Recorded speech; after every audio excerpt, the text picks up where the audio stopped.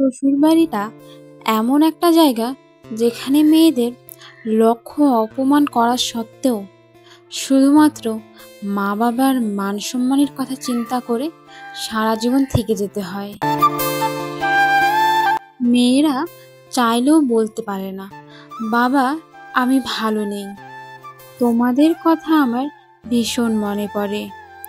জানো তো বাবা, এখানে আমি ভোর ৫টার থেকে রাত্রি ১২টা অবধি কাজ করলেও কেউ সামান্য একটু প্রশংসাও করে না। কিন্তু দেখো, আগে যখন আমি বাড়িতে তেমন কোনো কাজ করতাম না, শুধু বিছানাটা উঠিয়ে দিতাম, ঘর ঝাড়ু দিতাম, আর আমার মা বলে বেড়াতো আমি কত কাজ করি, আমার মেয়ে তো আমার সব কাজ করে দেয়। কিন্তু এখানে সারাদিন অক্লান্ত পরিশ্রম করেও শুনতে হয় সারাদিন বসে বসে কি করো, খালি খাওয়া, এছাড়া তো কোনো কাজই নেই তোমার। হয়তো এমন কথায় অনেকেরই মন ভেঙে যায়, কিন্তু সেই মন ভাঙা, সেই কষ্ট কেউ দেখতেও পারে না, অনুভব করা তো দূরের কথা।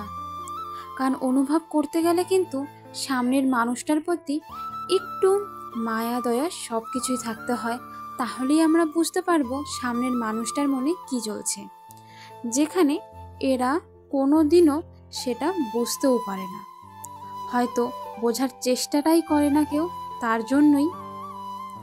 নমস্কার বন্ধুরা, আমি দিয়া আমার একটি নতুন ব্লগ ভিডিওতে তোমাদের সবাইকে জানাই অনেক অনেক স্বাগত। আজকে হলো সোমবার, সপ্তাহের একদম শুরু। আমার কাজ সকালে শুরু হয়ে গিয়েছে, দেখতে পারলে সকালে রান্নাবাড়ি করি। তো আজকে আমি একটু ভিডিও বানিয়েছিলাম, কারণ তেমন একটা ভিডিও বানাতে পারি না। তো আমাদের গাছে না অনেকগুলো সুপারি হয়েছিল, দেখতেই পারলে সেগুলো সকালে গাছ থেকে পেড়ে ছোট ছোট ভাগ করে রাখছিল, ওই রোদ্রে উঠলে শুকাতে দিতে হবে তার জন্য।